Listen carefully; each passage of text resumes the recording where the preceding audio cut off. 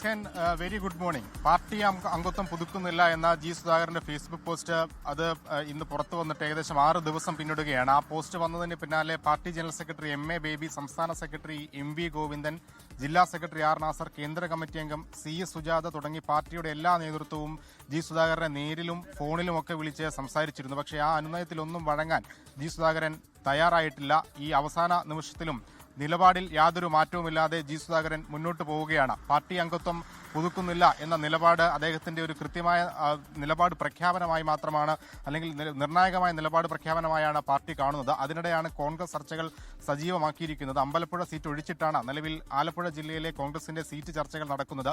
ഇന്ന് screening committee നടക്കുന്ന സാഹചര്യത്തിൽ ഈ കാര്യം സ്ക്രീനിംഗ് കമ്മിറ്റിയിലും വ്യക്തമാക്കും. A I C C general secretary K C Venugopal തന്നെ ജി സുധാകരനുമായി സംസാരിച്ചു എന്ന വിവരങ്ങളാണ് ഇപ്പോൾ പുറത്തു വരുന്നത്.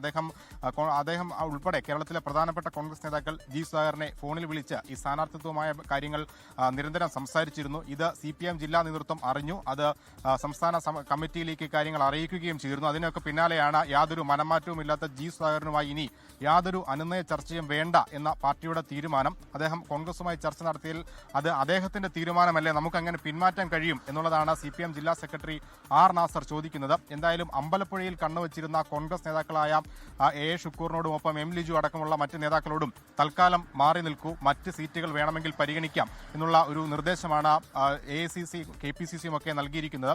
അവിടേക്ക് ജി സുധാകരന്റെ തീരുമാനം എന്ത് എന്നറിയാൻ വേണ്ടി കാത്തിരിക്കുകയാണ് കോൺഗ്രസ്. സ്വതന്ത്ര സ്ഥാനാർത്ഥി അദ്ദേഹം മത്സരിച്ചാൽ എല്ലാവിധ പിന്തുണയും നൽകും എന്നുള്ളതാണ് കോൺഗ്രസിന്റെ നിലപാട്. എന്തായാലും അത്തരത്തിലൊരു സ്വതന്ത്ര സ്ഥാനാർത്ഥിയിലേക്ക് ജി സുധാകരൻ പോയാൽ ആലപ്പുഴ ജില്ലയിലെ പാർട്ടിയെ അത് വലിയ തോതിൽ പ്രതിസന്ധിയിലാക്കും.